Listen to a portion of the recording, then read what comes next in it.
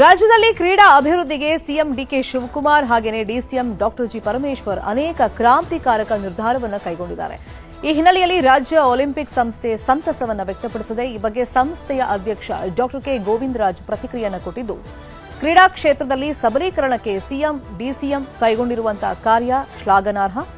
ಹಾಜರಾತಿ ವಿನಾಯಿತಿ ಸೇರಿದಂತೆ ಅನೇಕ ನಿರ್ಧಾರವನ್ನ ಸರ್ಕಾರ ಕೈಗೊಂಡಿದೆ. ಕ್ರಾಂತಿಕಾರಿ ನಿರ್ಧಾರ ಕೈಗೊಂಡಂತಹ ಸಿಎಂ ಹಾಗೆಯೇ ಡಿಸಿಎಂಗೆ ಧನ್ಯವಾದ ಅಂತ ಹೇಳಿದ್ದಾರೆ.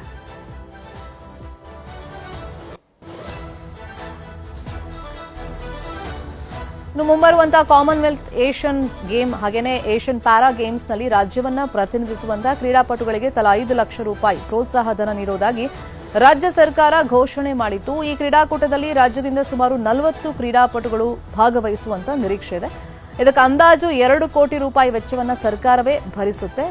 ಇದಕ್ಕೂ ಕೂಡ ರಾಜ್ಯ ಒಲಿಂಪಿಕ್ ಸಂಸ್ಥೆ ಅಧ್ಯಕ್ಷ ಡಾಕ್ಟರ್ ಕೆ ಗೋವಿಂದರಾಜು ಅವರು ಧನ್ಯವಾದವನ್ನು ತಿಳಿಸಿದ್ದಾರೆ ಸರ್ಕಾರಕ್ಕೆ. ರಾಜ್ಯದಲ್ಲಿ ಕ್ರೀಡಾ ಅಭಿವೃದ್ಧಿಗೆ ಸರ್ಕಾರ ಸಾಕಷ್ಟು ಕ್ರಮಗಳನ್ನು ಕೈಗೊಂಡಿದೆ. ಎಸ್ಪೆಷಲಿ ಸಿಎಂ ಡಿಕೆ ಶಿವಕುಮಾರ್ ಅವರು ಹಾಗೆಯೇ ಡಿಸಿಎಂ ಡಾಕ್ಟರ್ ಜಿ ಪರಮೇಶ್ವರ್ ಅವರು ಅನೇಕ ಕ್ರಾಂತಿಕಾರಕ ನಿರ್ಧಾರಗಳನ್ನು ಕೈಗೊಂಡಿದ್ದಾರೆ. ಹಿನ್ನೆಲೆಯಲ್ಲಿ ರಾಜ್ಯ ಒಲಿಂಪಿಕ್ ಸಂಸ್ಥೆ ಇದಕ್ಕೆ ಸಂತಸ ವ್ಯಕ್ತಪಡಿಸಿದೆ. ಈ ಬಗ್ಗೆ ಸಂಸ್ಥೆ ಅಧ್ಯಕ್ಷ ಡಾಕ್ಟರ್ ಕೆ ಗೋವಿಂದರಾಜು ಅವರು ಪ್ರತಿಕ್ರಿಯೆ ಕೊಟ್ಟಿದ್ದಾರೆ. ಕ್ರೀಡಾ ಕ್ಷೇತ್ರದಲ್ಲಿ ಸಬಲೀಕರಣಕ್ಕೆ ಈ ಸರ್ಕಾರ ಶ್ರಮಿಸ್ತಾ ಇದೆ, ಆ ವಿಷಯ ಶ್ಲಾಘನಾರ್ಹ. ಹಾಜರಾತಿ ವಿನಾಯಿತಿನೂ ಸೇರಿದಂಗೆ ಅನೇಕ ನಿರ್ಧಾರಗಳನ್ನು ಸರ್ಕಾರ ಕೈಗೊಂಡಿದೆ. ಕ್ರಾಂತಿಕಾರಿ ನಿರ್ಧಾರ ಕೈಗೊಂಡಂತ ಸಿಎಂ ಡಿಸಿಎಂಗೆ ಅಂದ್ರೆ ಈ ಸರ್ಕಾರಕ್ಕೆ ಧನ್ಯವಾದ ಅಂತ ಹೇಳಿ ಗೋವಿಂದರಾಜ್ ಅವರು ತಿಳಿಸಿದ್ದಾರೆ. ಇನ್ನೊಂದು ಕಡೆ ಮುಂಬರುವಂತಹ ಅನೇಕ ಗೇಮ್ಸ್, ಪ್ಯಾರಾ ಗೇಮ್ಸ್ ಇರ್ಬೋದು, ಏಷ್ಯನ್ ಗೇಮ್ಸ್ ಇರ್ಬೋದು, ಅದಕ್ಕೆ ಕ್ರೀಡಾಪಟುಗಳಿಗೆ ತಲಾ 5 ಲಕ್ಷ ರೂಪಾಯಿ ಸರ್ಕಾರ ಪ್ರೋತ್ಸಾಹ ಧನ ಕೊಡ್ತಾ ಇದೆ. ಅದಕ್ಕೂ ಕೂಡ ಧನ್ಯವಾದವನ್ನು ತಿಳಿಸಿದ್ದಾರೆ ಗೋವಿಂದರಾಜ್ ಅವರು.